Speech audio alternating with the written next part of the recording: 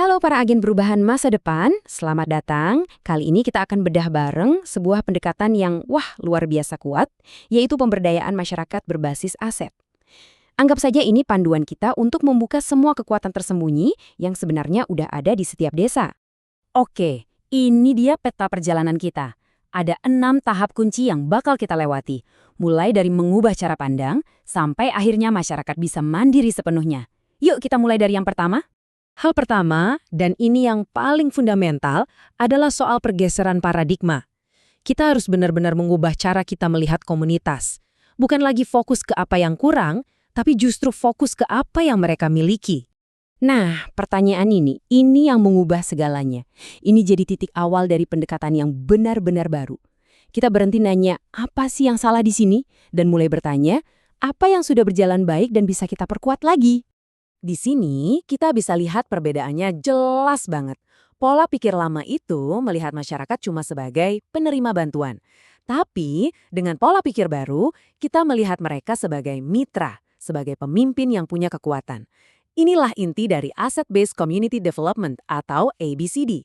Gampangnya gini, kita membangun di atas fondasi yang sudah kuat, bukan cuma sibuk menambal yang retak. Terus pertanyaannya gimana dong mulainya? Nah, langkah pertama Anda adalah membangun jembatan. Membangun hubungan yang tulus dan penuh kepercayaan.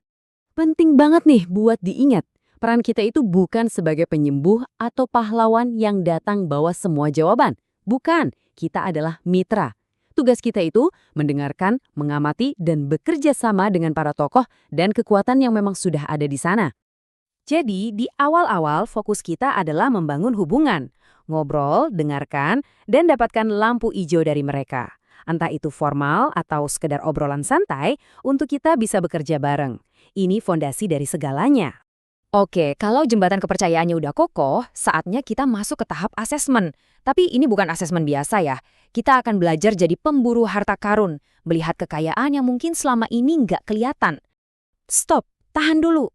Biasanya kan kita langsung cari-cari, apa nih masalahnya, apa yang kurang? Nah, kita harus lawan kebiasaan itu. Sebaliknya, tanyakan ini, apa saja sumber daya hebat yang sudah kalian miliki? Pendekatan ini namanya appreciative inquiry. Intinya simpel, daripada pusing mikirin masalah, kita justru cari cerita-cerita sukses yang udah ada, lalu kita cari cara gimana biar cerita sukses itu bisa terjadi lebih sering lagi. Biar gampang, kita bisa kelompokkan harta karun desa ini jadi 4 kategori utama. Ada modal manusia, contohnya ibu bidan yang terampil. Ada modal sosial, kayak gotong royong yang masih kuat. Terus ada modal fisik seperti balai desa. Dan tentunya modal alam, misalnya kebun atau kolam ikan. Semua ini adalah kekayaan yang siap dioptimalkan. Nah, setelah semua asetnya terpetakan, kita ngapain lagi? Tentunya merancang program bareng-bareng. Ingat ya, kuncinya bareng-bareng. Ini teman-teman adalah goal utamanya. Sense of ownership atau rasa kepemilikan. Karena tanpa ini, program sebagus apapun bakal layu dan mati begitu kita pulang. Di fase ini, ada satu kali skill yang jadi jagoan utama Anda, yaitu fasilitasi partisipatif. Tugas kita bukan mendikte, tapi memandu diskusi supaya semua ide cemerlang itu lahir murni dari warga sendiri. Oke, rencana udah di tangan. Dan yang paling penting, ini rencana milik mereka. Sekarang, waktunya aksi. Mengubah ide-ide hebat tadi jadi kenyataan. Ini nih bagian serunya, di mana keajaiban mulai terjadi. Kita bantu masyarakat menghubungkan titik-titik aset yang mereka punya. Misalnya, kolam yang nganggur itu bisa jadi sumber protein loh. Coba kita lihat contoh konkretnya ya.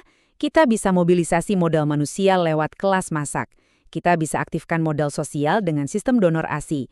Dan kita bisa pakai modal fisik, yaitu dana desa, untuk sanitasi. Semuanya dari mereka, oleh mereka, untuk mereka. Terus, gimana cara ngukurnya? Salah satu indikator pentingnya adalah angka ini, 80%. Kita menargetkan minimal 80% partisipasi aktif dari warga. Kenapa? Karena angka setinggi ini nunjukin kalau programnya beneran nyambung, dibutuhkan, dan yang paling penting, dimiliki sama warga. Dan sekarang, kita sampai di fase pamungkas. Fase yang menentukan apakah semua kerja keras kita akan lestari atau enggak, bahkan lama setelah kita nggak lagi di sana. Lihat deh perbandingannya. Kita mulai dari kiri, di mana semua masih bergantung sama kita. Tapi tujuan akhir kita ada di kanan, sebuah sistem lokal yang mandiri. Jujur saja, kita berhasil kalau peran kita udah nggak dibutuhin lagi.